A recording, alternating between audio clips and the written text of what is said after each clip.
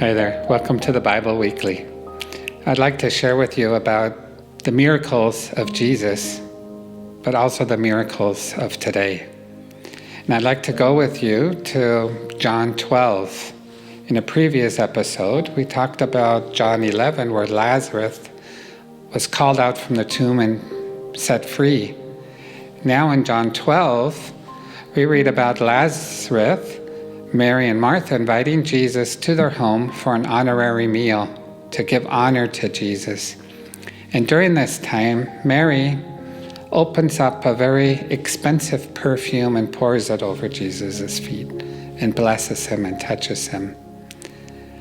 And as they have this intimate time together and Jesus is being blessed and prepared for that which is to come, crowds are assembling outside of their home because they heard about Jesus who called Lazarus out of the tomb, and Lazarus, who was for 4 days in the tomb, suddenly lives again. He was called out of the tomb and is alive. And these crowds came to see Lazarus. They came to see Jesus, who he called out of the tomb.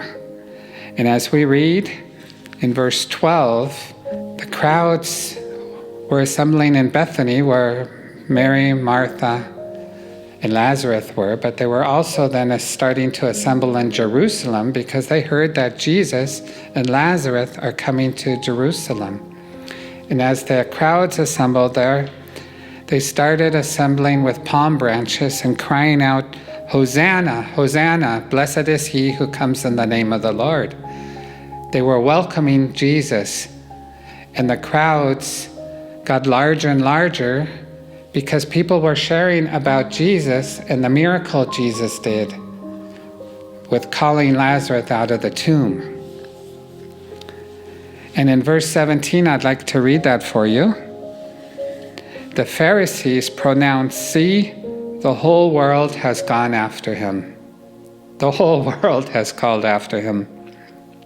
Last year I was in Albania, and in a church, I wanted to know, why did some of these people come to Jesus? Why did they decide to follow Jesus?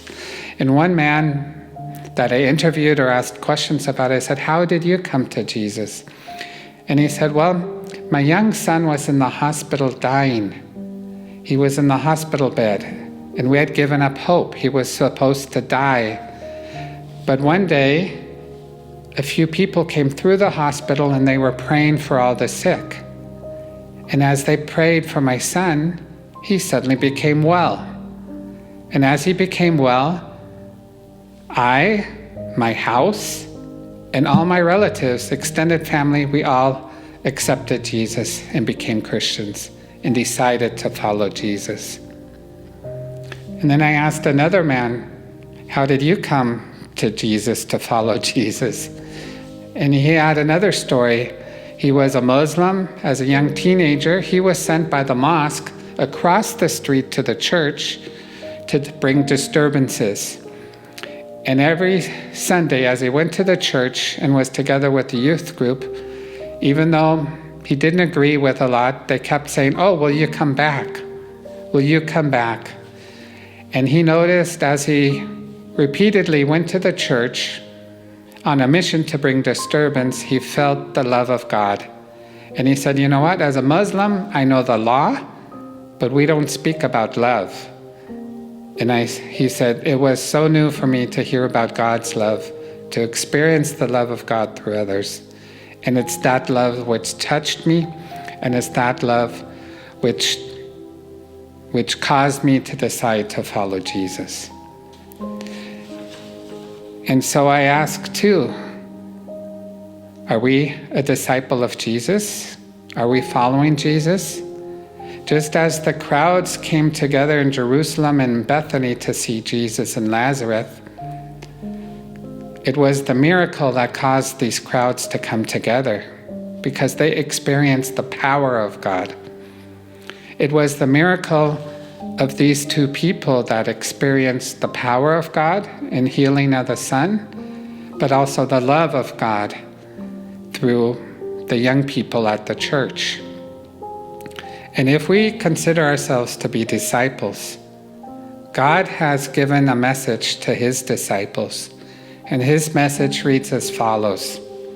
In Mark 16:15 we read, "Go into all the world and preach the gospel to all people." That's including all races, all ages, all people. And with this, he proclaims, "And these signs will accompany those who believe." Those disciples, we as disciples who believe, signs will accompany them. He says they will place their hands on the sick and they will get well. And I wish to encourage us all as disciples of Jesus that we remain active in what he asks us to do. And as it is written in James 1, it states, "Let us be doers of the word and not only listeners." So fellow disciples, I encourage you, let us be doers of the word and not only listeners. Let us receive the command that Jesus gave to go out into all the world, and let the signs follow, that we lay the hands on the sick and they will be healed. And in closing, I look forward to seeing you again for the next Bible Weekly.